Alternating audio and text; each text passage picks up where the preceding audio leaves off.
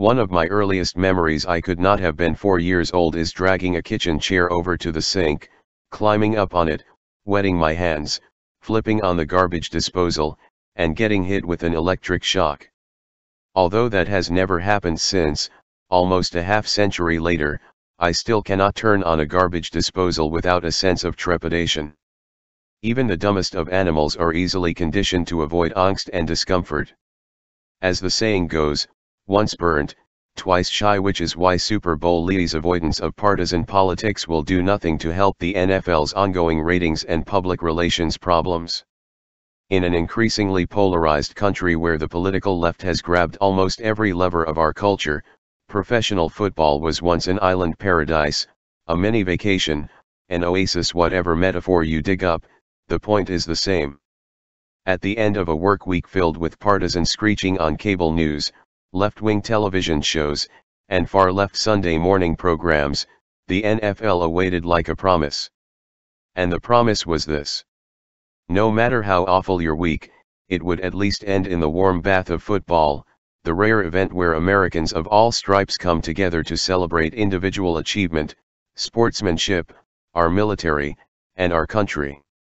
The NFL represented the best of America: colorblind, patriotic, unifying, and fun. This, of course, all changed when Colin Kaepernick, a failing quarterback desperate to hold on to the spotlight by any means necessary, was allowed to spit on our country and flag by taking a knee during the national anthem.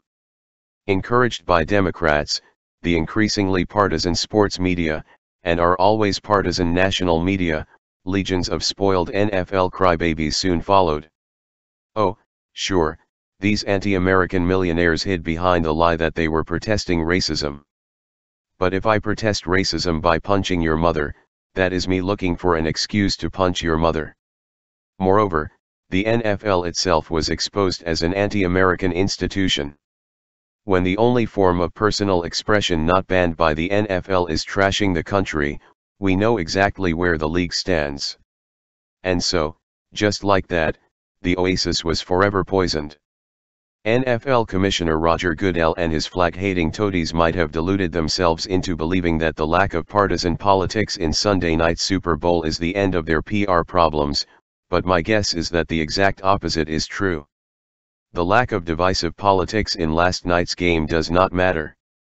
What matters, and what most people will walk away with, either consciously or subconsciously, is the memory of 4 hours of apprehension while watching a Super Bowl, where, for the first time in 52 years, they were not allowed to simply relax and enjoy themselves. How can anyone unwind with a piano hanging over their head? How can you relax when you constantly have to worry about getting sucker punched? Even if the sucker punch never comes, it is the unease that comes from being on guard that takes all the pleasure and fun out of the experience. While I am sure everyone was relieved to see that no one, including Pink, who performed it, used the occasion of the national anthem to give our country the middle finger, the NFL is supposed to be a leisure activity, and the fact that you even have to worry about such a thing violates the foundational promise of a leisure activity.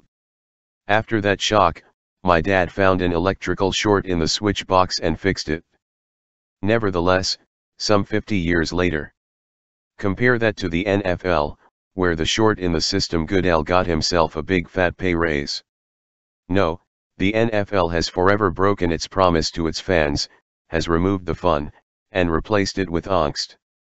Instead of a return to form, Super Bowl 52 was a potent reminder of what was, of all that has been lost, a cherished tradition violated by rich ingrates. Most of all, it was another reminder that it is long past time for all of us to move on to something else. We already have. I am no football fan, but my wife is. Nevertheless, we broke with tradition and watched My Cousin Vinny instead. Why? Because we just wanted to relax and enjoy ourselves. Life is just too short to waste away a Sunday afternoon worrying about getting zapped.